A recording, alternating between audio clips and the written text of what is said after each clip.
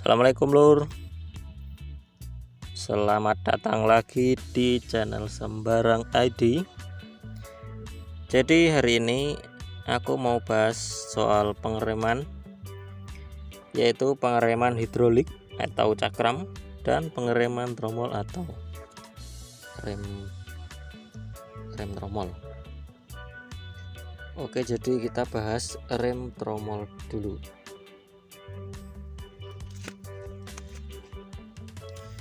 Jadi rem tromol ini kelebihannya itu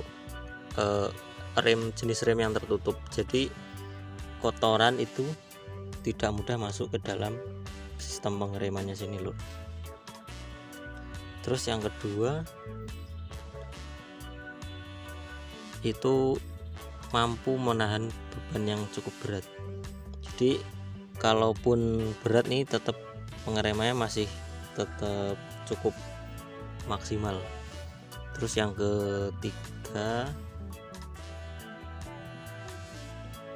ketiga itu spare partnya ataupun sistemnya itu murah dan mudah loh.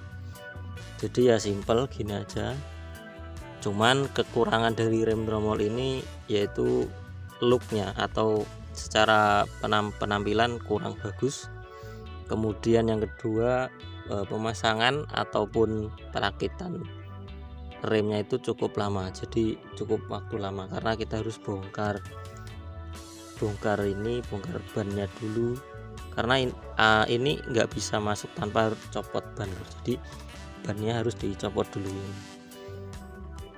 Terus yang ketiga, kalau untuk terabasan itu biasanya kelemahan rem tromol itu kampasnya mudah mengelupas, apalagi kalau sering main trek yang banyak airnya itu gampang ngelupas loh. Jadi kalau kalian pakai rem tromol di motor trail terabasan, kalian bisa pakai kampas rem yang cukup bagus, jadi biar lebih awet. Mungkin itu aja seputar rem tromol. Sekarang kita lanjut ke rem cakram. Jadi kalau rem cakram atau rem hidrolik ini secara penampilannya cukup keren, menarik. Biasanya juga sebanyak dipakai motor-motor trail yang umum.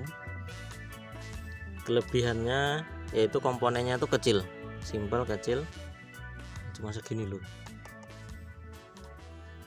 Terus yang kedua, ini sistem pengereman terbuka, jadi gampang melepas panas Lur kalau pakai rem cakram nih. Kemudian yang ketiga, untuk penggantian spare partnya tidak perlu buka ban, kecuali kalau kita ganti ganti cakramnya bisa dibuka, bisa enggak juga nih Lur kalau lewat sini. Kalaupun ganti kampas juga enggak perlu buka ban. Itu kelebihan dari rem cakram atau rem hidrolis. Nah, kemudian kekurangan rem hidrolis ini biasanya kalau untuk terabasan tuh gampang banget aus. Jadi kampasnya ini gampang aus banget. Kadang juga master remnya ini gampang jebol karena yang menekan itu kaki, jadi karena keras jadi gampang jebol. Terus yang berikutnya, kalau rem cakram itu harus ada pengamannya kayak gini loh. Kalau nggak ada pengamannya ini takutnya kalau kena batu, kayu ataupun apa itu bisa kena ke cakramnya ini terus bengkok.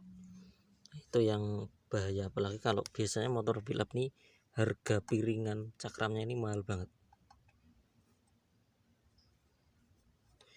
Terus kekurangannya juga kalau rem hidrolis itu harus sering dicek minyak remnya Lur, karena kadang kalau sudah terlalu lama itu gampang masuk angin. Jadi kadang remnya cakram, kadang enggak, kadang masuk angin gitu. Jadi kalau untuk rem cakram ini juga spare part atau mekanismenya itu lebih banyak dan juga mahal, dari master remnya, kemudian kaliper ininya juga, kemudian dari ini kampas atau cakramnya ini lebih mahal dibandingkan yang tromol. Cuman kalau secara look atau penampilan rem cakram lebih keren. Jadi buat kalian yang baru mau bangun motor trails, ya Anda bisa menentukan pilihan mau pakai rem tromol ataupun rem cakram. Oke lur, mungkin sampai sini dulu pembahasan mengenai rem, pengereman pada motor trail. Lebih kurang mohon maaf.